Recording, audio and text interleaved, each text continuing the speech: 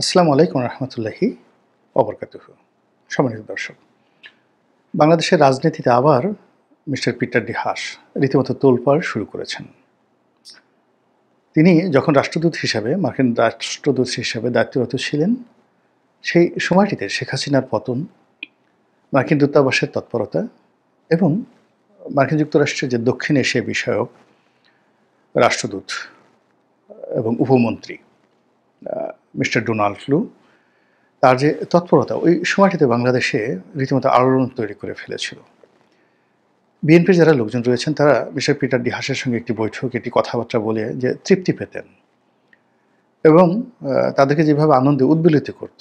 এবং মার্কিন দূতাবাস ছিল তখন রাজনীতিবিদদের জন্য, যারা সরকার বিরোধী আন্দোলনের সংযুক্ত ছিলেন, তাদের জন্য রীতিমতো একটা আশা এবং ভরসার স্থল। তো সেই পিটার হাস এখন বাংলাদেশে আছেন এবং বিএনপি তার বিরুদ্ধে এই মুহূর্তে স্লোগান দিচ্ছে।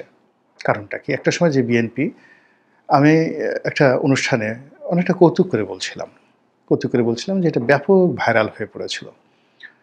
তো সেই কৌতুকে যেটা বলেছিলাম যে এক সাংবাদিক নাজমুল আশরাফ, তো তিনি আমাকে বলেছিলেন যে আপনারা তো বিএনপির যারা লোকজন রয়েছেন সারাক্ষণ পিটার ডিহাস করেন, তাকে ছাড়া কোনো কিছু বুঝেন না, তার পিছে ঘুরেন ইত্যাদি ইত্যাদি নানা রকম ব্যঙ্গ কৌতুক তিনি করার চেষ্টা করেছিলেন। তখন আমি জিনিসটা স্বাভাবিক করার জন্য বলছিলাম যে বিএনপিকে সরকার যে দৌড়ানির উপর রেখেছে এবং যেভাবে বিএনপিকে আশ্রয়হীন করে ফেলেছে, তো সেই জায়গাতে পিটার ডি হাস আমাদেরকে সাহায্য করার জন্য, সহযোগিতা করার জন্য এসেছেন।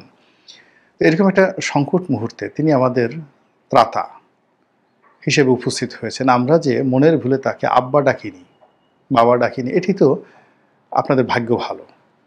আমরা আব্বা ডাকলে আপনারা কী করতেন? তো এটা ব্যাপক, মানে এর কথা বলে আমি আর হাসি রাখতে পারিনি। পুরো এই কথা শুনে সেই যে স্টুডিও লাইভ চলছিল দেশ টেলিভিশনে, সেটা বন্ধ হওয়ার মতো উপক্রম। তো ওটা পিটার ডি হাস একাধিকবার শুনেছেন, তিনি খুব আনন্দ পেয়েছিলেন এবং ওই একই অনুষ্ঠানে আমরা বলেছিলাম যে এখন পিটার ডি হাস হলেন বাংলাদেশের সবচেয়ে কাঙ্ক্ষিত পুরুষ এবং তিনি যদি বিয়ে করতে চান তাহলে এই ঢাকা শহরের অনেক অবিবাহিত তরুণী বিয়ে করার জন্য সেখানে লাইন দিবেন। একেবারে সেই বারিধারা থেকে গুলশান পর্যন্ত লাইন পড়ে যাবে পিটার ডি হাসের বউ হওয়ার জন্য। এটাও পিটার ডি হাস বা তার স্ত্রী খুব আনন্দ অনুভব করেছেন আমার এই টক শো শুনে। তাদেরকে বঙ্গানুবাদ করে শোনানো হয়েছে এবং তারা খুব খুশি হয়েছিলেন। তো এনিওয়ে, তো ওটা ছিল পিটার হাসের জমানাতে বাংলাদেশের নির্বাচন অনুষ্ঠান করা ইত্যাদি অনেক বিষয়। তখন আমরা তার সাথে এই কথা বলেছিলাম যে বাংলাদেশকে কেন্দ্র করে শেখ হাসিনাকে হটানোর জন্য বাইডেন সরকার যে ডিপ স্টেট পলিসি করছে এবং এখানে যা কিছু তারা চালু রেখেছে, এখানে আমেরিকার সিভিল সোসাইটি, আমেরিকার যাকে বলা হয় এখানে যারা বিনিয়োগকারী, বিভিন্ন শিল্প প্রতিষ্ঠান, গ্রুপ অফ কোম্পানিজ, তাদের যে প্রেশার গ্রুপ থাকে, তারা এখানে বিশাল বিনিয়োগ করছে। এর সঙ্গে যে বাইডেন প্রশাসনের সংযোগ রয়েছে, সেই বাইডেন প্রশাসন চলে গেলে যদি ট্রাম্প আসে, এটা হয়তো থাকবে না। কিন্তু বেসরকারি যারা বিনিয়োগকারী, বিশেষ করে ওই সময় তো আমরা নাম বলিনি, এখন তারা সবাই, আপনারা তার নাম জানেন, জর্জ সরোজ। তো তিনি একজন মার্কিন বিনিয়োগকারী, বিভিন্ন দেশের সরকার পরিবর্তনে তিনি ব্যাপক বিনিয়োগ করেন এবং সেই বিনিয়োগ করে তিনি সিআইএকে কনভিন্স করেন, যুক্তরাষ্ট্র সরকারকে কনভিন্স করেন। তার সঙ্গে তিনি তার নিজস্ব বিভিন্ন এনজিওর মাধ্যমে, ইউএস সরকারের ইউএস এইড থেকে শুরু করে আরও অনেকগুলো ইউরোপ আমেরিকার এনজিও রয়েছে যেখানে জর্জ সরোজের সরাসরি বিনিয়োগ রয়েছে। তারা সেই এনজিওর মাধ্যমে কোটি কোটি ডলার বিভিন্ন দেশে বিনিয়োগ করে একটা সরকারের পতন ঘটান। তো জর্জ সরোজ এখানে ত্রিমাত্রিক ওয়েতে বিশ্বের বিভিন্ন দেশের সরকার পরিবর্তনে যাকে বলা হয় চক্রান্ত করেন। এটাকে ডিপ স্টেট পলিসি বলা হয়। তারা মার্কিন সরকারকে, যারা কর্তা ব্যক্তি আছে তাদেরকে ঘুষ দেন। ওখানে পলিসি লেভেলে তারা যারা পলিসি গ্রহণ করেন তাদেরকে কনভিন্স করার জন্য লবিস্ট নিয়োগ করেন। দ্বিতীয়ত তারা যে কাজটি করেন সেটি হলো আমেরিকান এবং ইউরোপিয়ান অনেকগুলো এনজিওর মাধ্যমে তারা প্রচুর, যেমন বাংলাদেশে বলা হয় থাকে 700 মিলিয়ন, মানে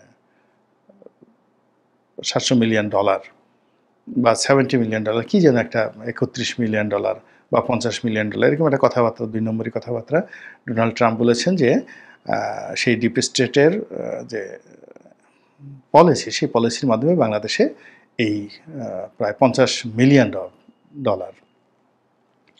অথবা $31 মিলিয়ন এরকম একটা কথা শুনেছিলাম যে বাংলাদেশে দেওয়া হয়েছে এই শেখ হাসিনার পতন ঘটানোর জন্য। এটা মূলত আমেরিকান সরকারের যে সরাসরি বিনিয়োগ যা খরচ করেন মন্ত্রীর পিছনে, এমপিদের পিছনে, কংগ্রেসম্যানদের পেছনে, এমপি মানে কংগ্রেসম্যানদের পেছনে, সিনেটরদের পিছনে।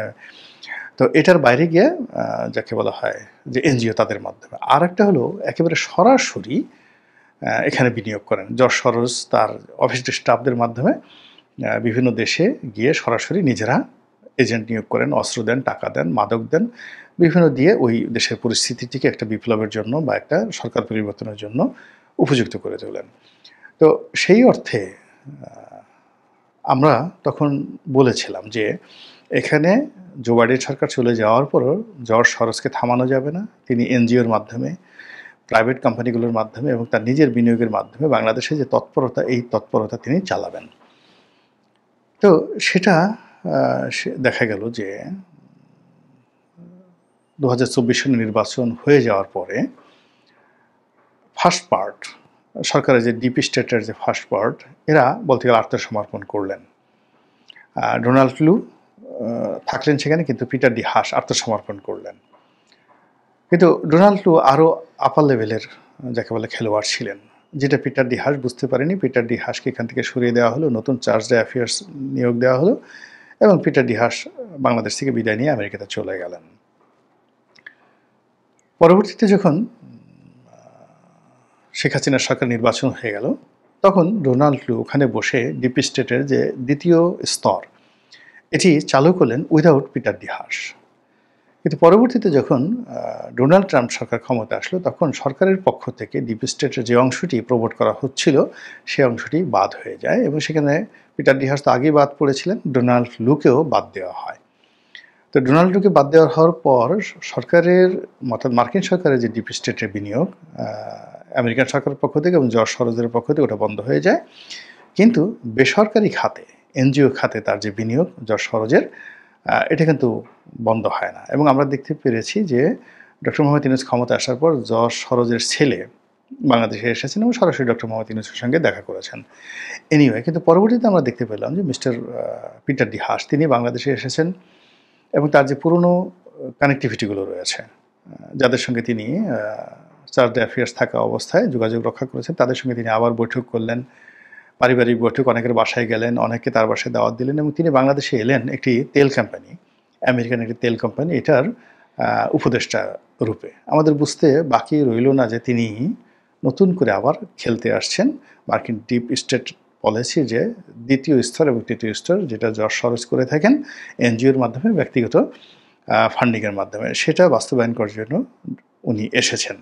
তো আমরা সন্দেহ করছিলাম তলে তলে তিনি যে কাজগুলো করছেন বা করবেন এগুলো নিয়ে, কিন্তু আমরা কোনো প্রমাণ পাচ্ছিলাম না। কিন্তু অতি সম্প্রতি যেটা দেখা গেল যে পিটার ডি হাস ঠিক আগস্ট মাসের 5 তারিখে, যেদিন ব্যাপক করে ঘটা করে সরকারের পক্ষ থেকে জুলাই আগস্ট বিপ্লবের যে ঘোষণাপত্র এটি করা হবে এবং ঢাকাতে ব্যাপক আয়োজন করা হচ্ছে এই অনুষ্ঠানটিকে উদযাপন করার জন্য, জুলাই আগস্ট বিপ্লবের 1 বছর বর্ষপূর্তি। তো সেই দিন এনসিপি, সেই এনসিপির যারা কর্তা ব্যক্তি রয়েছেন, নাসিরুদ্দিন পাটোয়ারি থেকে শুরু করে সার্জিস, মাহফুজ যায়নি, সার্জিস, তারপরে অন্যান্য যারা আছেন, তারা 6-7 জন কক্সবাজারে গেলেন এবং একটা হোটেলে, সেখানে গিয়ে পিটার ডি হাসের সঙ্গে দেখা করেছেন, বৈঠক করেছেন। এরকম একটা খবর চাউর হয়ে গেল। সত্য মিথ্যা নিয়ে এখন তর্ক বিতর্ক হচ্ছে, কিন্তু এরকম একটা খবর চাউর হয়ে গেল। এবং এটাকে প্রোটেক্ট দেওয়ার জন্য সেই তারা যে হোটেলে ছিলেন রয়্যাল টিউলিপ, সেই হোটেলের বাইরে বিএনপির নেতাকর্মীরা বিক্ষোভ মিছিল করতেছিল। আজকে আমি ভিডিওটি করছি 7 তারিখে, আগস্ট মাসের 7 তারিখে। এখন তারা কি ঢাকায় এসেছেন, ওখানে বিএনপির নেতারা কি করেছেন না করেছেন, এরকম আপডেট খবর আজকের দিন পর্যন্ত আমার কাছে নেই। কিন্তু ওই যে গতকালের খবর, 5 তারিখের যে খবর, সেই খবর যেটা হয়েছে সেটা হলো বাংলাদেশের রাজনীতিতে এখনও নাক গলাচ্ছেন পিটার ডি হাস। এবং পিটার ডি হাস যদি নাক গলান, সঙ্গতি করেন তার সঙ্গে জর্জ সরোজ রয়েছে, তার সঙ্গে মার্কিন ডিপ স্টেট পলিসি রয়েছে এবং সেই পলিসির প্রেক্ষাপটে এই যে বক্তব্যটি আসছে সামনে। এবং পিটার ডি হাসের যে মানে তেল রয়েছে, তেল মানে তিনি একটা তেল কোম্পানির প্রধান রূপে এখানে এসেছেন এবং সেই কোম্পানি এই কাজটি কি শেখ হাসিনার জমানায় পেয়েছে না ইউনূসের জমানাতে পেয়েছে, দিস ইজ কোয়েশ্চেন। ২ নম্বর হলো যে এই কোম্পানিতে কেন প্রধান ব্যক্তি হিসেবে পিটার ডি হাস আসলেন? ৩ নম্বর হলো যে এই পিটার ডি হাস আবার এই সময়টাতে এনসিপির সঙ্গে কিভাবে যুক্ত হলেন? এই বিষয়গুলো কিন্তু আমাদেরকে ভাবিয়ে তুলছে আগামী নির্বাচনের সম্পর্কে। এই বিষয়গুলো আমাদেরকে ভাবিয়ে তুলেছে আগামী দিনের সরকারের ভবিষ্যৎ এবং বিএনপি সরকারের ভবিষ্যৎ সম্পর্কে। এর কারণ হলো আমেরিকা যেটা একবার ধরে সেটা প্রাইভেট লেভেলে ধরে এবং সরকারি লেভেলে ধরে। যাইভাবেই ধরে না কেন ওটা কিন্তু তারা একটা দফা-রফা না করে কখনো ঘরে ফিরে না।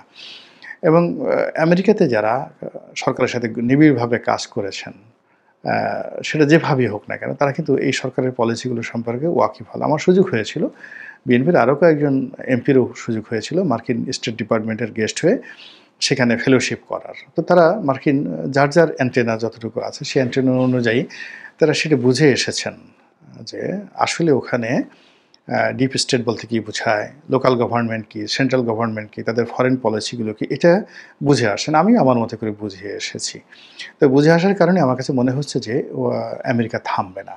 আর আমরা যেভাবে যত সহজ সরলভাবে অঙ্ক করছি আগামী নির্বাচন নিয়ে, বিএনপির ক্ষমতা আসা নিয়ে বা ডক্টর মোহাম্মদ ইউনূসের ক্ষমতায় থাকা বা যাওয়া নিয়ে যে সহজ সরল একটা মেরুকরণ করছি। দ্বিতীয়ত একটু ডিফিকাল্টির দিকে গিয়ে আমরা যখন এখানে শেখ হাসিনাকে টানছি, ভারতকে টানছি, কে টানছি, কিন্তু এর উপরে যে মার্কিন ড্রোন উড়ছে এবং মার্কিন ডিপ স্টেট পলিসি এখনও যেখানে অ্যাক্টিভ রয়েছে, এটা হয়তো আমরা থার্ড ফেজে খুব অল্প মানুষ এগুলো চিন্তাভাবনা করছি। কাজেই নির্বাচন নিয়ে শেখ হাসিনাকে হটাও, শেখ হাসিনার বিচার, ভারতের পলিসি, রোহিঙ্গা, মায়ানমার নিয়ে আমরা যে সকল কথাবার্তা বলছি, এটা প্রথম এবং দ্বিতীয় স্তর। কিন্তু এখানে চূড়ান্ত স্তর সেটা হলো আমেরিকার ডিপ স্টেট পলিসি। সেই ডিপ স্টেট পলিসি চলমান এবং বাংলাদেশ কিন্তু বারবারই আমেরিকার দ্বারাই